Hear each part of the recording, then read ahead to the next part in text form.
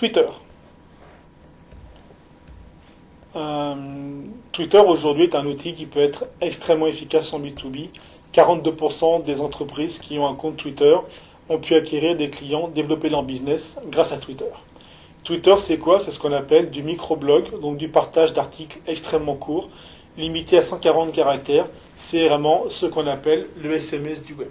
D'ailleurs, les 140 caractères viennent de la limite apportée au SMS, qui est aujourd'hui de 160-165 caractères. Quand on crée un compte sur Twitter, il va être très important de faire attention à son profil et bien penser à insérer ces mots-clés dans sa biographie, ce qui va permettre aux internautes, aux tweetos, les membres de Twitter, de nous retrouver plus facilement. Twitter, aujourd'hui, c'est 11 nouveaux comptes par seconde, c'est-à-dire quasiment 1 million de nouveaux comptes par jour.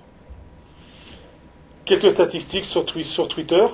50% des comptes sont actifs ou peu actifs. Seulement 5% des comptes ont plus de 100 abonnés. Il y a aujourd'hui quasiment 500 millions de comptes Twitter dans le monde, 175 millions de tweets par jour, les principaux pays étant les États-Unis, le Japon et le Brésil. Un peu de vocabulaire sur Twitter. Donc un tweet, c'est un message qu'on va envoyer sur Twitter. Les tweetos, ce sont les membres de Twitter. Pour la petite histoire, Twitter a fait son entrée dans le Larousse 2013. Les followers, ce sont vos abonnés, ceux qui vous suivent, par opposition aux abonnements, following, qui sont les comptes qu'on va suivre. On voit sur Twitter la mention RT, abréviation de retweet. Le RT, c'est l'action qui va consister à diffuser à ses abonnés un message posté par un autre membre qu'on trouve pertinent et qu'on va faire suivre à ceux qui nous suivent sur Twitter. Et comme sur Twitter, on ne va pas s'approprier le contenu d'un autre, on va indiquer RT pour citer la source d'origine. Le hashtag, le signe dièse, est extrêmement important sur Twitter. C'est aujourd'hui ce qu'on va utiliser pour rattacher une information, un tweet, à une catégorie particulière. Il n'y a pas de bibliothèque de hashtags, chacun peut créer les siens. Il suffit de mettre le signe dièse et de mettre accolé à ce terme dièse le mot auquel on veut rattacher le contenu qu'on publie sur Twitter. Une pratique de Twitter est le Follow Friday, symbolisé par FF. Le Follow Friday, ce sont les bons plans du vendredi. C'est-à-dire que le vendredi après-midi, les membres de la communauté Twitter vont aller remercier publiquement les comptes de ceux qui les ont aidés dans la semaine, qui leur ont rendu service, ou dont ils ont trouvé le contenu particulièrement pertinent, et les remercier en partageant leur compte à tout leur réseau. Sur Twitter, il est également possible de faire ce qu'on appelle des DM, des messages directs. Ce sont des messages privés qu'on envoie à d'autres membres, à condition pour cela que l'autre membre nous suive. Et là encore, comme pour un tweet, on est limité à 140 caractères.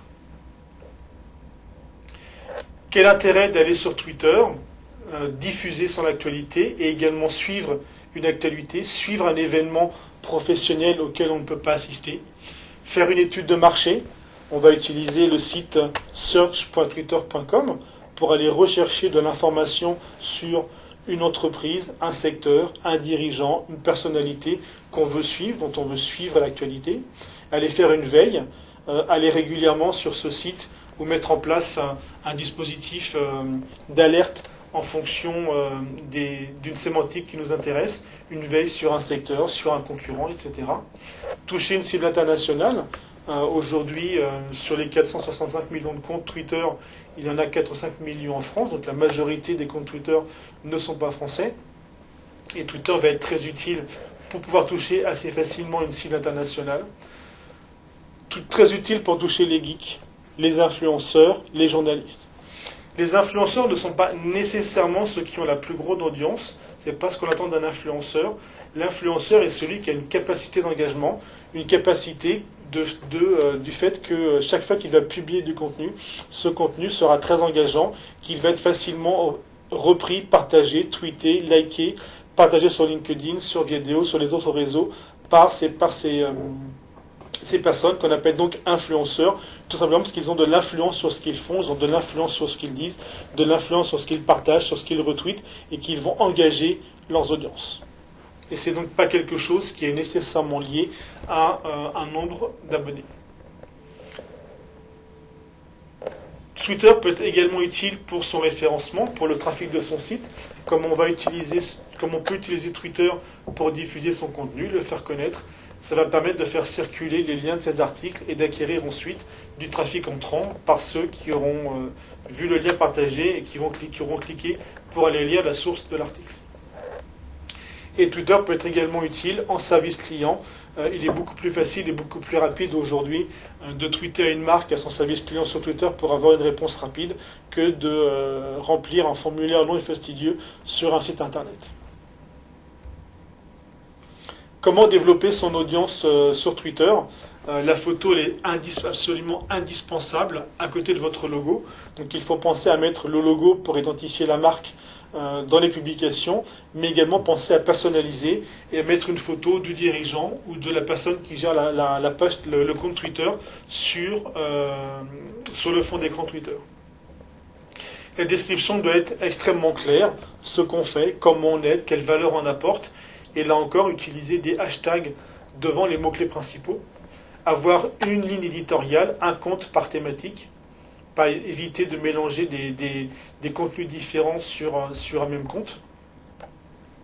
Twitter fonctionne avec un principe de réciprocité, c'est-à-dire que dans les usages de Twitter, quand quelqu'un s'abonne à vous, on s'abonne en retour. Quand quelqu'un vous mentionne, vous le remerciez. Quand quelqu'un vous cite, vous retweet, vous le remerciez. Et vous essayez également, à votre tour, de le mentionner, de le citer, de le retweeter, etc. Attention au rapport abonnement-abonné. Il y a beaucoup de comptes bidons sur Twitter, beaucoup de robots, beaucoup de comptes qui ont automatisé un certain nombre de tâches qui rentrent dans du suivi automatique. Donc faire attention à ces statistiques, faire attention au rapport entre les deux, éviter d'avoir un décalage trop important entre le nombre d'abonnés et le nombre d'abonnements.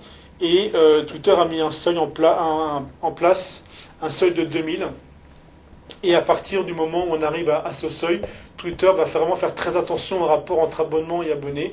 Et s'il estime que le rapport n'est pas bon, si le rapport est au-delà de 1,20, 1,30, freiner le compte, l'empêcher de passer la barre des 2000, attendre que le nombre d'abonnés se rééquilibre, et ensuite le compte pourra continuer à se développer. On peut utiliser pour ça deux outils comme Untrips ou ManageFlitter. ManageFlitter est un service intéressant puisqu'il va permettre d'identifier parmi tous ces abonnés quels sont les comptes qui ne sont plus actifs, qui ne nous suivent pas en retour, qui n'ont pas tweeté depuis 2 mois, 3 mois, 4 mois, 6 mois, des comptes qu'on pourra supprimer pour faire le nettoyage dans sa base et faire en sorte de faciliter le passage de ce seuil des 2000. On peut également utiliser sur Twitter des listes d'abonnements. On va mettre des clients, des confrères, des experts, listes qu'on met à disposition sur son compte Twitter et qui permettront à ceux qui nous suivent de savoir quels sont les experts que l'on recommande.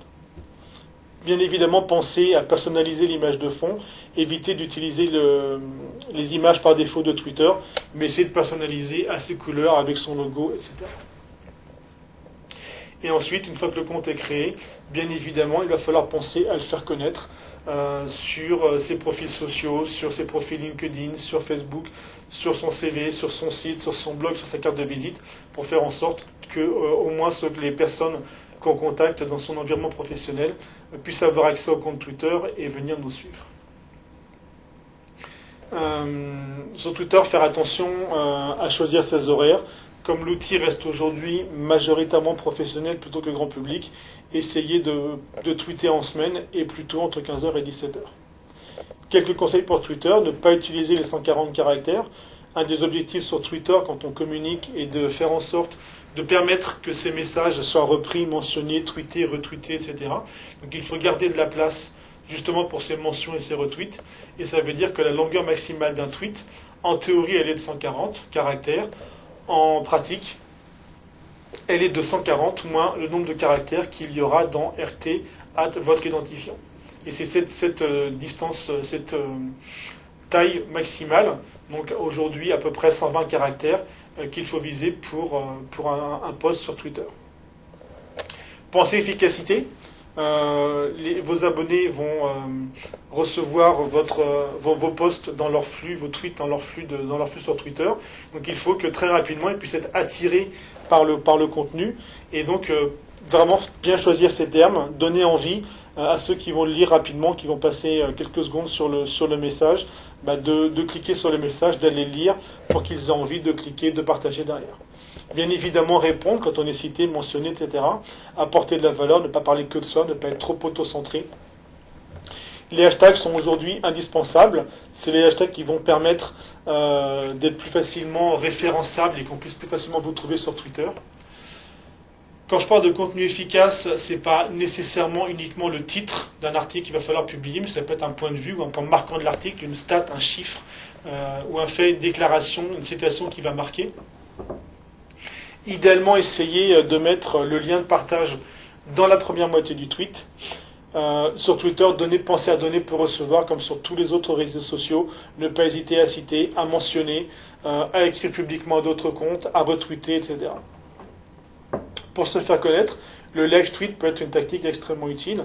Le live tweet, c'est tout simplement quand on assiste à un événement auquel beaucoup d'autres ne peuvent pas assister, tout simplement d'aller relayer le contenu partagé dans cet événement sur son compte Twitter.